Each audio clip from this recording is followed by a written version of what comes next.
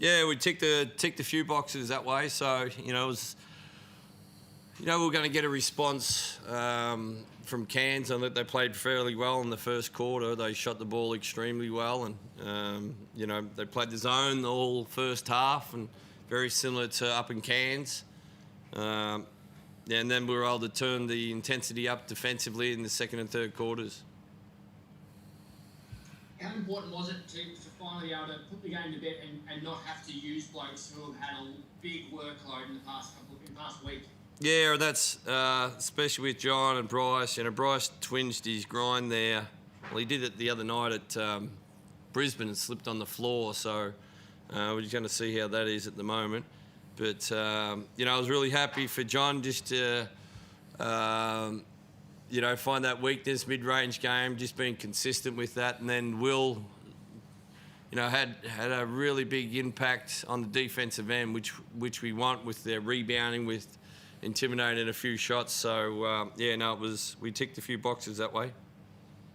So did you say Bryce re-injured, hurt that groin again tonight? Yeah, he just twinged it towards the end. I probably shouldn't have put him back on that second part. We tried to keep him warm once he was warm and getting going, but then I probably should have just when I took him off to keep him off. But we'll see how it is. So would you travel him at all for this Adelaide game, or would you almost rule him out now and say, we can't afford for you to ping it big time, stay home? No, we'll see how it is in the morning. We don't fly until, I think, in the afternoon, so we'll evaluate that in the morning and go from there. You looked after Todd the other night, you looked after Jesse tonight. Is it nice to be in a position where if blokes aren't 100%, that you can rest them now that you've guaranteed top two? Well, Todd was injured. He couldn't play. Jesse was more of management through the 6 games. In 11 days, I'm not sure if any other team has done it in the league. It's a high workload. Throw the travel in, and the guys got better as the game went on. So I'm really happy with our fitness levels, and we've got one more game through this period, and hopefully we'll continue to build what we're doing. You put the challenge to Will to start rebounding the other night, and he's got 9 tonight. It's obviously a challenge coming into a team. How thrilled were you that he found his way in the structure? Yeah, that's the hard part. You're coming into an established team and trying to find the rhythm and timing, and I think he's been taking gradual steps all the way. Really happy with there's a couple of rebounds there he took above the rim, and that's something that Tommy used to do back in his heyday. But we probably lack with the team. So, it gives us an element. His athleticism, we're still trying to work that into our system, and his speed. So the more games he can play with us, the better it's going to be. Tom, how have you found Will slotting into the system? It's like to try to come in you've changed clubs a couple of times, and it's like having to try to rock up halfway through pre-season as well. How is he finding it? Oh, look, I mean, it's obviously a little bit challenging, but Will's although he's young, he's a very good professional. So he's constantly learning, getting on film with the coaching staff, and then also he's asking the bigs a lot of questions about positioning and things like that. So he's learning very quickly, and obviously, it's showing. Although he didn't score, but his defense is something that, like Trev said, we kind of missed just in terms of that rim protector, and he's showing that night in and night out since he's come to this club. So, we're happy we've got him on our side, and what he's doing is big things, and it's only going to grow the more he gets to hoop with us.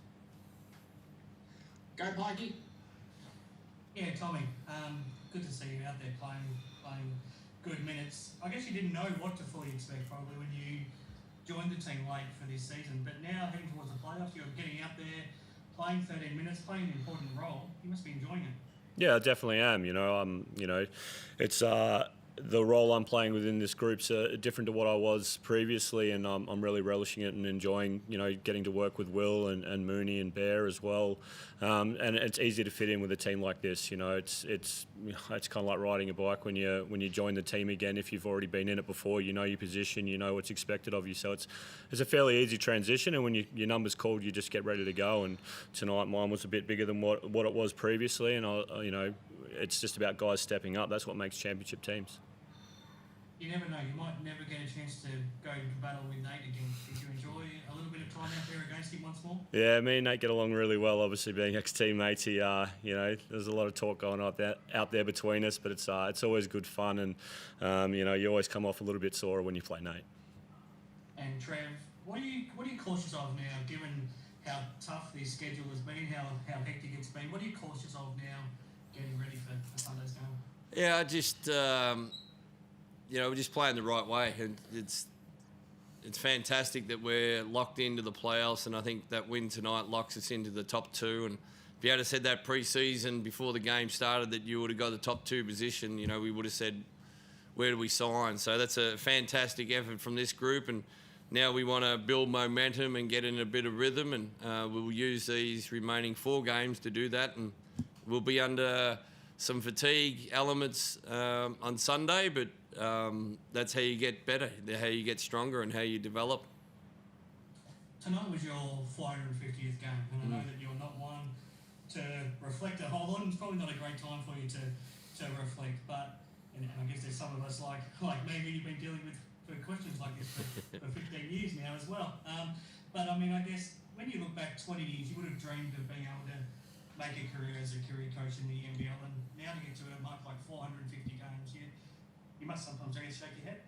Yeah, look, 450 is kind of snuck up, I guess, but I can still remember my first game at Townsville Crocs against Brian Gorgin's Kings. So, the passion's still there. I still love what I do. And I've been, like I said, doing this for 14, 15 years. And, it still makes me get out of bed early in the morning to get to work. So I'm very fortunate to do something I love. And hopefully we can keep on improving and playing great basketball. Well done. Thanks, guys. Final call, guys. Yeah, let's jump back in. Does Wagstaff play Sunday? Is that the plan? Yeah, hopefully. Yeah, hopefully. Yes.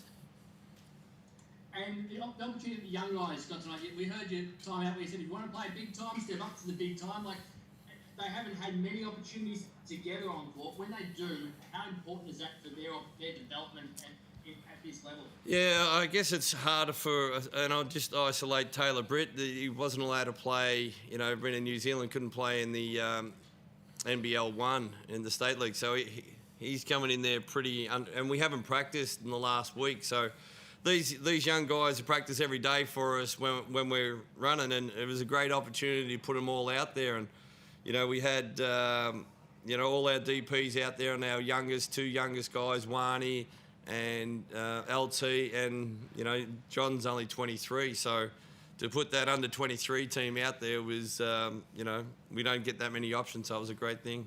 Then we put the vet in. Made it worse. How mindful are you from a coaching perspective of how hard you'll guide them when they haven't had the opportunity? As you said, you can't train. You want to coach them, but you don't want to discourage them. You want to push them, but you don't want to prod them too hard. Like, where's the balance with them?